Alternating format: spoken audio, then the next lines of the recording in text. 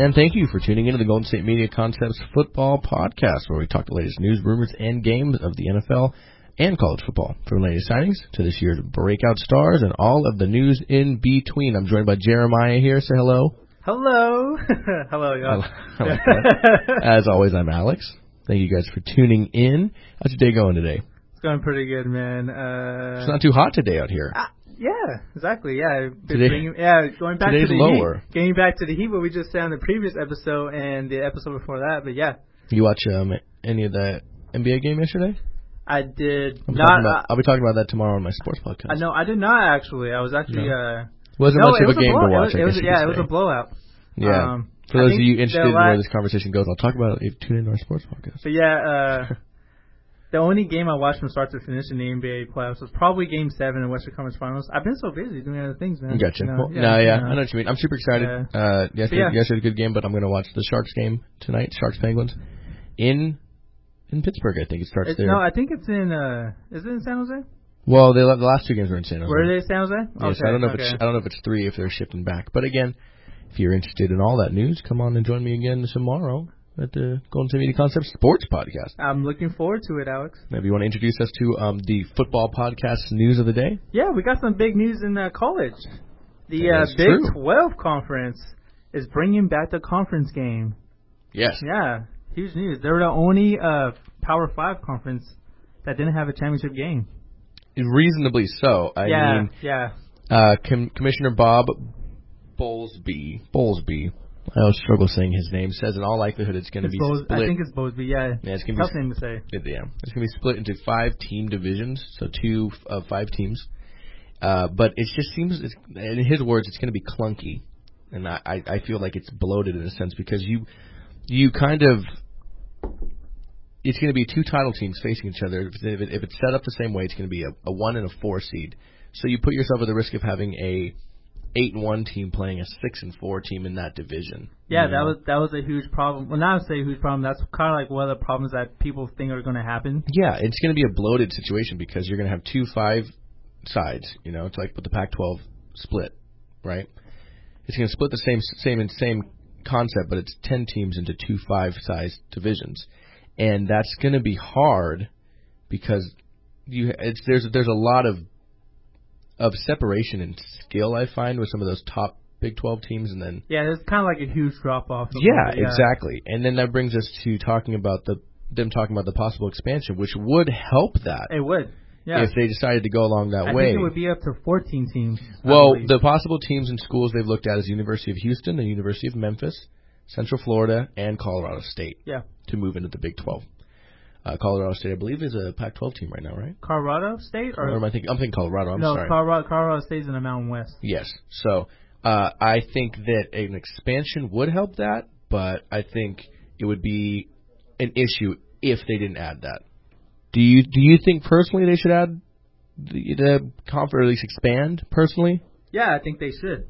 I do. I can. It makes more sense to have a championship game with an expanded conference. Mm-hmm. And then they could add something like 6 teams and have two like interconferences of 8. Yeah, and I also want to point out they actually want to keep the round robin. Yeah, I almost said ribbon. round robin schedule. You know how they play every team.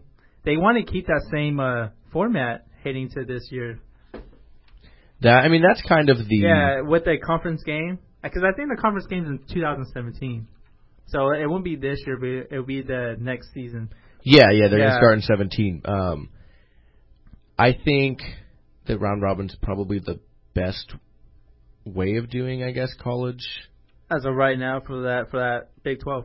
Yeah, and the best way of doing that that type of playoff system, you know. What I'm doing now is I'm pulling up the Pac-12 conference, and I want to look at how they separated them into those 2. Well, they separated from the North and South divisions. Yes, and which is, back when the Pac-12 was just, it was one division. Every team. When there was the Pac-10. Pac-10, yes. Yeah. Then they had, they switched to the North and the South division with 6 teams in each, 12 teams total, obviously Pac-12, but I think they could. But then again, it wouldn't be the Big 12 anymore, would it? No. If no, they changed, no. But then again, it would be the Big 16, Big 14. Well, but the Big 12.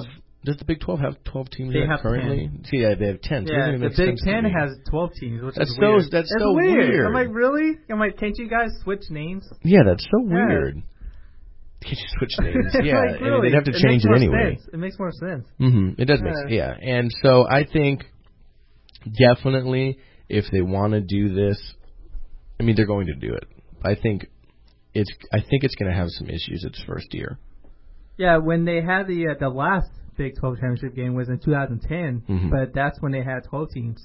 Yes. Yeah, because as I believe, Nebraska and Colorado, they left that. Colorado or Colorado State? Colorado. Colorado went and joined the Pac-12. They went to join the Pac-12, and then Nebraska went to join the Big 10, which is 12 teams now. But, yeah. But, yes, I think the first year, I think, is going to be a little wacky. It's going to be a little problematic. Let's just say that. Oh, yeah. I think that he's got a point saying that, you have the possibility, really, of having a decently, capable team, an 8-1 or whatever, 8-2 team that has to play like a 6-4 team. And what's the good in that? And then, and people are saying, well, there's a chance for, that's basically the big reason they want a team from the Big 12 to have a championship team. They want a representative in the championship game. I think, no offense to the Big 12, I think they're kind of far away from that right now. Yeah, true, and I agree with that. You got teams, the SEC, you got teams in the ACC. You have teams in the Pac-12. Pac-12, yeah. The first title game was a Pac-12 team. Yeah. And then Ohio State, obviously. But I think that the Big 12 is a little bit far away. They have... you got Baylor, they got Oklahoma, who made the college football playoff last year. Yes, they do have those teams. They have Kansas, TCU. TCU. I think the closest teams to a playoff spot would be, I would have said Baylor, but who knows who's going to go on with that. I don't know about them this year. Yeah, we'll see. Oklahoma is up there. And then it's just kind TCU's always in it. Yeah, TCU does play well. So I take it back. I take it back. I can't say that they would be far away from competing for a playoff spot, but I can say that this is going to be a weird setup because you look at a team like Baylor, Oklahoma, TCU, probably going to be at the top of their respective areas, and I don't know how they're breaking it up either. Do you know the teams they're breaking 5 to 5? I don't know. I don't think they have discussed that yet. I don't think. I haven't had any word because the Big 12, unlike some teams, isn't area specific. Yeah, they're like all over the place in a way. Exactly. You have we have Baylor and you have TCU and you have Texas, Iowa, Kansas State, Kansas, Texas A&M, and the Longhorns. So you're kind of all over the place with it. I don't know. They're not going to be able to do it regionally, as opposed to like the North and then the South for the Pac-12. Yeah, North and South in the Pac-12. Yeah. So which is based kind of pretty much. Well, it makes more sense. Yeah, you have teams like. Washington and Washington State are obviously in the same Oregon, area. Oregon State in the same area. You have UCLA and USC from, Cal. Those areas teams are the same bracket, So that's you have those three teams. I don't know how they're going to set them up because if you have those three teams in the same one, then you're talking. But then you look at the other 5 and you say, well, who's the number 1 team in there? West Virginia, Oklahoma State. Texas Tech hasn't been as relevant in college football in a little while. It really depends on how you want to break it up, and I think that's really going to... obviously, I don't think they would have those 3 powerhouse teams in the same side. But then again, if they choose a way that's the way it makes sense, like they somehow enter it in the same side, then it's just going to be... I just can't see a way that this is going to go kind of without any kind of problem. We'll see how long it lasts. And... Because we did, there was news a few weeks ago that they wanted to do this expansion. Yeah, they did. We're thinking about talking about it. So we're waiting for it to be official. Exactly. Yeah. And they want to do the network, and the network fell through. Yeah, it fell through because Texas didn't want to let go of the Longhorn network. Yeah, which then now that that's kind of gone again, it brings back up the expansion. So definitely an interesting thing to keep an eye on. With the more news we get about it, we will let you know. But we're going to take a quick break here, and we have some news from the NFL today, and then kind of a college NFL news for the end of the show. Yeah. So we'll take a quick little break here at the Golden State Media Concepts Football Podcast, and Jeremiah and I will be right back with some NFL news. Tired of searching the vast jungle of podcasts? Now listen close and hear this out.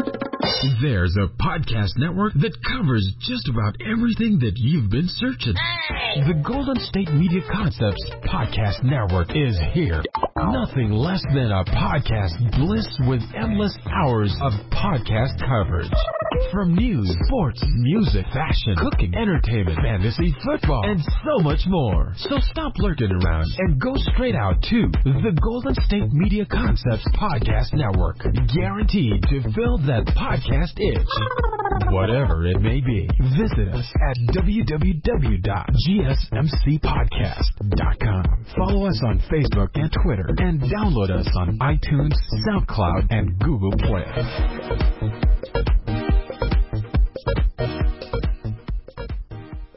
Welcome back to the GSMC Football Podcast and NFL news. The Jacksonville Jaguars locked up one of its top performers from last year. Allen Hurns had his contract extended. Oh, man, I'm sorry. I hit my mic. Oh, yes, he did, indeed. He signed a 4-year, $40 million deal with $20 million guaranteed. Yeah. Pretty nice deal, I should say. Now makes him, I want to say, one of the highest paid people on the team. Team history. Yeah, so far receiver. Yeah, until, like we said, Robinson gets his deal. Oh, he's going to get his for sure. Yeah, well, that leads me to say, too, is so last year was a career year for Hurns. He played 15 games. He missed one game, even though he was hurt the majority of the year, which makes it kind of even more impressive with what he did. He had 1,000 yards, 1,031 yards receiving and 10 touchdowns. Career highs for him. It was second only behind Allen Robinson, who had, I want to say, 1,400 even and 14 touchdowns. You know, giving them I don't know if that's their first 1,000-yard duo in team history. I don't know that on top of my head. I would love to check that out. But I want to say, there wasn't they're not huge names when it comes to former Jaguars receivers. But great year for Hurns. He was on my fantasy team. He got hurt. He didn't play that one game. I didn't play him the next week after that. He went off again. Dude. Every game he played, he played really well. I'll pull up some more of his stats here in a second. But what do you make of this deal? I like the deal. You know, it gives him a chance to lock up one of its top receivers. I think he has a chance. You know, probably be a top 15 receiver by the end of this year. Remember, this is a guy that went undrafted out of Miami. You know, the U. Yes. Yeah, and he worked his way up to being a starter. It had an amazing year. And made plenty of money. He made plays. He went, was it 1, 2, 3, 4, 5, 6, 7 straight weeks with a touchdown. That is impressive. That's impressive. He started if you look at it, his first game against the Texans. No. Yeah, first that was the last game, final game. Final game. Okay, so backwards. It's backwards. Okay, thank you. His first game against the Panthers, he had 5 receptions for 60. Next week, 4 for 68. Next week, 2 for 70. And that's when he started his run of games with a touchdown, starting with the Patriots, 2 for 70 and 1. Indianapolis Colts, 11 for 116 and 1, along with 26. Just wait till I get to my favorite play, though. He had 5 for 116, 1 touchdown, 2 for 30, 1 touchdown, 2 for 53, 1 touchdown, 5 for 112 and 1. And then the last game of that... 122. 122. And then his last game of that 7 TD game stretch, 5 for 62 and 1 at the Ravens. And then he, had some subpar with 3 for 19 and 4 for 42. But then he came back with 3 for 105 and 1 catch for 80 yards. The only thing he led the team in, that Robinson didn't lead in, it was yards after catch. He had more than him in that, and that is kind of his specialty. He really knows what to do when he gets the ball in his hands, and he is he's an electric guy to watch. So I think great of them to reward him with that kind of contract. I think so far it looks like he deserves it. He obliterated his career stats from the year prior with 51 catches and only 677 yards and 6 touchdowns. He almost doubled his receiving yards with 64 receptions, so he got 13 more than the year prior. He had 3 total yards averaged more than the year prior with 16.1 to 13.3, and again the 10 touchdowns, 4 more than he had the year prior as well. He obliterated his career highs, and I think absolutely he deserves that contract. Yeah, something I want to point out, his totals from his first 2 years, he had 115 receptions, 1708 receiving yards, and 16 touchdowns. He's the first undrafted player to have those kind of numbers since the NFL merger in 1970. That is impressive. Exactly, to say the least. Yeah. And like we said, if you relate it to Allen Robinson too, his stats very similar, but he was just a little more consistent. Yeah, just about as impressive. And they had similar numbers too. Yeah. If you look at, 5 for 108, 6 for 151, they had killer numbers those years. And like I said, he had even 1,400. That's crazy how you think, like I remember Ben Roethlisberger and Drew Brees literally tied 2 years ago for the league lead in passing yardage. Like, what are the odds of that happening? There's a drop pass here, a fight for an extra year, like literally one more completed pass. One more yard. And neither of them could get it, That's just crazy for me to think about. But both of those guys, great players, really building a young core there with Bortles and Hurns and Robinson. Hurns, 24 years old. Robinson, of course, is going to be... He's 22 right now. 22 right now. He's only about a month older than I am. And then, excuse me, let me go ahead and get Blake Bortles. They're both second-year players, I believe. Yeah. And then Blake Bortles, 24. So a young cast of receivers. Don't forget, they have a young running back and T.J. Yeldon. You are right. And T.J. Yeldon, if I go to him, T.J. Yeldon, 22 as well. He is 4 days older than I am. Wow. Really? Yes, sir. So, young offense there. I mean, and they also went and got Julius Thomas, Chris Ivory. Oh, did they? Yeah, remember Chris Ivory? Little bit older, which isn't bad. He's 28. He's still a young player. Like you said, Julius Thomas, 27. They still have the lightning bolt Denard Robinson, who isn't exactly old either, 25. They have a good young impressive team. They really do. Marcus Lee from USC he's going to come back. 24. He had a good year. Yeah. Some injuries plagued him, but he had a good year. I think that they're really building a young team that's kind of getting pieces together. That's looking like a team to be reckoned with. If they keep this up. Telvin Smith on the defensive side of the ball, 25. You have 3 in a sense. First rounders coming this year that are all young guys. Yeah, they got Dante Fowler. Dante Fowler coming back. He's young. You have Miles Jack, young guy, and you have Jalen Ramsey, all young players. Jalen Ramsey's expected to come back for camp. Exactly, and then we don't know the news on Miles Jack as of right now. Yeah, they haven't got into that. But of course, one drafted the year prior, and then these last, Miles Jack and Jalen Ramsey both just drafted this past draft in a couple weeks ago now. But yeah, young team, really interested to see what they do and if they can lock up Allen Robinson next, see what Bortles does in terms of when it comes around to signing him again, if he's still their guy. I think it's definitely a team on the rise. Remember, this is the team that drafted Blaine Gabbert a couple years ago. Yes, they did. Dude, they came so far from what they were a few years ago. Yeah. I mean they had some poor drafts. That offense was like abysmal to watch, and now they're really one of the exciting teams.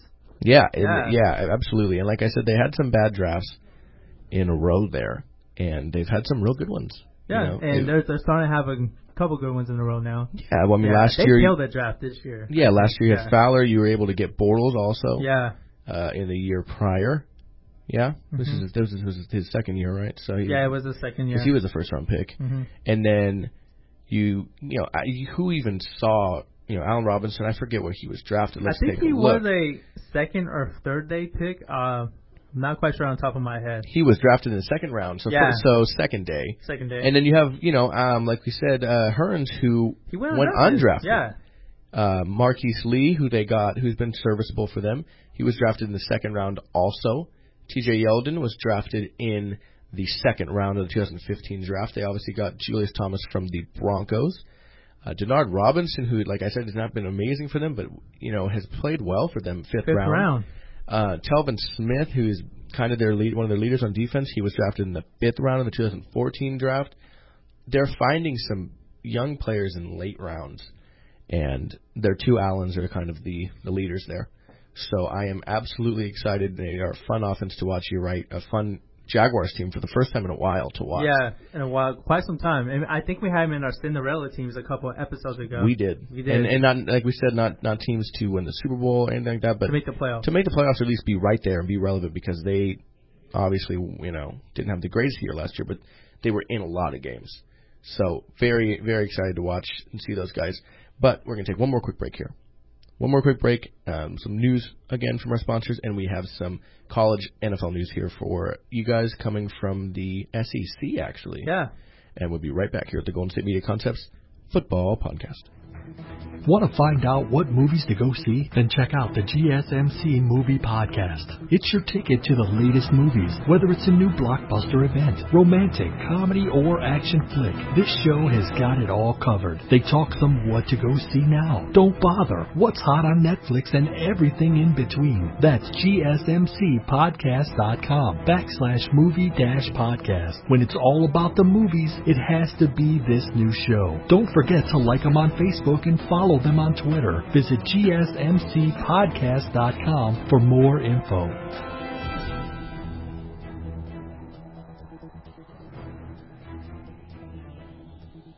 All right, welcome back to the Golden State Media Concepts Football Podcast. We have our last bit of news for you guys today. You now understand what we mean by college NFL news. So, Jeremiah, go ahead and introduce it to us. Last week at the SEC meetings in Florida, Alabama coach Nick Saban and Arkansas head coach Brett Bielema. There you go. Yeah. I like it. Yeah. They expressed the idea of changing the underclassmen system in the NFL draft. Okay. Yeah. Now, for those of us who don't know, for those of you guys who don't know, why don't you go ahead and inform them what the current pretty much process and policy is for underclassmen who declare for the draft and what they would like to change it to. Yeah, under NCAA rules, underclassmen forfeit their remaining eligibility upon entering the draft. Yes. Now, so clearly what that means is Nick Saban and Brett Bielema. You're having trouble saying it, too. Well, I looked at it for a second. Yeah. They want pretty much for an underclassman who leaves school early to have the option of returning after kind of testing NFL draft prospects. Now, that's currently something that's done in basketball. Yes, which is something Bielema kind of wants that for college football. But Nick Saban kind of wants a different. He doesn't like that system. He wants the system a little different than that. He wants it a little different than what it is currently, or than them being able to come back? No, he wants it different from the NBA system. Oh, you mean college? Yeah, college basketball. Okay, yeah. So he wants it changed a little bit because. Yeah, he. How so? Yeah, he wants a NFL scouting combine style for like juniors. Okay. Yeah. Oh, specifically for juniors. That would be kind of those cusp guys that don't really know if. Yeah, to find out their draft status, kind of in a way. Okay. Yeah, and it gives a chance for underclassmen to be evaluated by NFL teams a year prior before they're draft eligible. So, okay. So in a sense of if they don't know if they want to leave early or not. Exactly. Yeah. Like have that, a Yeah. Which I kind of like better than I like that clever. better than the NBA way. Where they just can choose to come back. It's because it'll give players, they'll miss spring football. So. And they get an idea, too, a kind of where they stand, too, because obviously you have juniors who, you have the guys who know they're going to be drafted. Yeah. And then, but you have those guys kind of in the in-between who are like, okay, well, I could come back for my senior year and try to improve my draft stock, or am I good enough to be drafted now? I think that's a cool idea. I think that would help a lot of guys who don't necessarily know if they're going to be drafted and kind of are in that limbo spot of they really want to capitalize now and come out, of their school and enter, their eligibility into the draft, but at the same time, don't know for sure if they're going to be with a team. I think that's actually a really cool idea. How do you feel about it? Do you agree? Do you disagree? Yeah, I really agree with Nick Saban's. I like the combine idea. Yeah, I like that because, like I said previously, it allows these kids to come back for spring football. And when you're not there for spring football, that is like it's a big deal. That's a big deal in college football when you're not there for the spring. So I love that idea. I love the idea of kids staying in school. Because, to me, education is very important. So, I get you. Yeah. I find that a lot of people, obviously, either you're an Alabama fan or some people just don't really like Alabama. Yeah. And it kind of transcends over to Saban as well. Yeah. albeit whatever people feel towards Saban, he's an amazing coach and he's a smart guy. Yeah. And then that being said, I'm not super familiar with Belima, but I imagine just as smart of a fella. I think this is a really good idea, and it could do a lot for people because you have guys who, try to get in the draft and then don't necessarily, have the option of maybe signing with the team, and then they kind of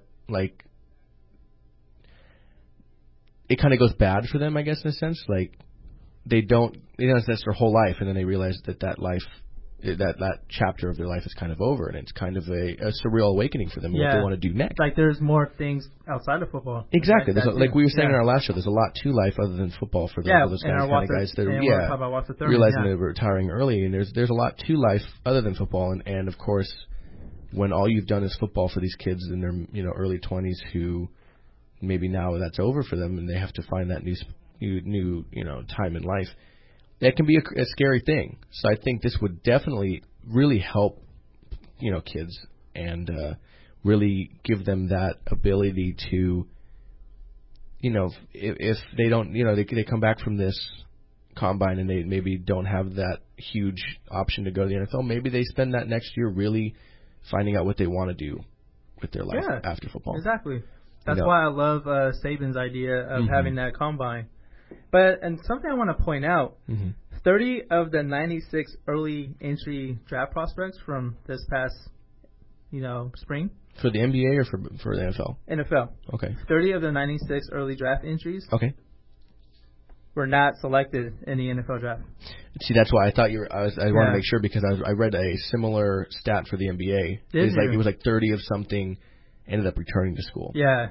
Well, they have a different system. But it works out better in college basketball because they don't have that spring, practice they do in football. Mm-hmm. No, I think and that's a very having to return to school like that for these football players. Yeah, they miss spring and then their eligibility is gone too. Exactly. So I think this is a really good idea. I really like to see this adopted, and I think that this could be great for kids in general. I think it'd be a really good thing. Yeah, I really love the idea. And people go, it could change the outlook of undrafted players. You won't have a guy like Allen Hurns. Well, I don't know what year Allen Hurns came out, but if he was a senior, you still have that. You still have that potential of these guys who maybe, if they're good enough and if they deserve to be on the NFL, they will be. Guys who push hard and Allen Hurns was destined to be an NFL player because it just seems like he's that kind of guy. He has the skill obviously, and then maybe he came from he came from the U. And maybe it was just kind of drowned out by the skill of the team at the time or what exactly happened. Who knows?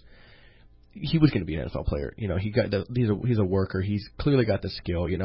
If they're going to be there, they're going to find a way to be there. And I don't think this is something they can look at as a deterrent. So I think that this seems like a very good idea, and I would be all for this if they went that way. Yeah, and I think it can help out the college game in a way too. These kids can stay and play football. Yeah, some of the trickiest thing is these superstar college guys that maybe don't necessarily get a chance in the NFL, and then they kind of just they just what happens. Yeah, they kind of fall off. That's too bad. I would like to see this because I think that it could really avoid some guys like maybe draft busts, Jamarcus Russell, Manziel, guys who just didn't necessarily get the best start after their NFL career kind of ended. They could have had another shot at something else, had they known earlier. Yeah. And then of course those are busts that were drafted early, but you know what I mean, guys that don't have that luxury. Yeah, that were kind of like thrown into the fire a little bit. Exactly. Yeah. Exactly. All right. Well, that's all we have for you today, and good topic, man. Yeah. Good. That was good discussion. Best discussion we had on the show. Yeah. Okay. After every discussion, we say that. Yeah, I think every show is the best show. Okay. But we like to thank you for tuning into the Golden State Media Concepts Football Podcast. Don't forget, visit us on iTunes for new episodes each week. Yeah, every Monday and Wednesday. Monday and Wednesday. Yeah, you can find us at gsmcpodcast.com as well as on Twitter at gsmc_football. And on Facebook at the Golden State Media Concepts Football Podcast. And don't forget to check out our other shows on the network. I'm starting baseball this Thursday. Yes, you are. Yeah, you're starting. I'm going to say starting. No, I've been doing. You've been doing sports and soccer. Tuesday, Thursday. Tuesdays I do sports, And I do sports and soccer as well on Thursdays, or the other way around. I might do soccer on Tuesdays. I forget it. We're only a couple episodes into soccer, but I do sports Tuesdays and Thursdays. Any of you people out there who like, the hockey, the Stanley Cup Finals we're covering right now, the NBA Finals getting going. We covered some French Open last week. We cover it all right now. You got Indy 500. Yeah, we covered the Indy 500. That you gracefully put that in my eye. I had forgotten about that. Covered some NASCAR. We're gearing up for the Olympics and the UEFA Championships and Copa America and all that stuff. So check us out. Yeah, and I believe basketball's starting soon. I don't know when. Yeah, I'd have to find out the exact date. I don't know when, but we also have technology, movie, music, pretty much anything for every aspect. Weird news, yes. That's an interesting one. It's a good one. Relationships, sci-fi, TV. We got them all for you guys. Yeah. So check out the network. Health and fitness for you guys. You workout junkies, you health nuts. Yeah. Check it out. There's plenty of stuff for you guys to take a listen to, and we hope you like it. And our co-hosts out here, they don't disappoint. Yeah, they're really good. If you guys like Jeremiah and I, if you guys like us, you guys will like them too. Exactly. But we want to thank you guys again, as always, for listening. I'm Alex. And I'm Jeremiah. We'll catch you guys on the flippity flip. Catch you on the flippity flip.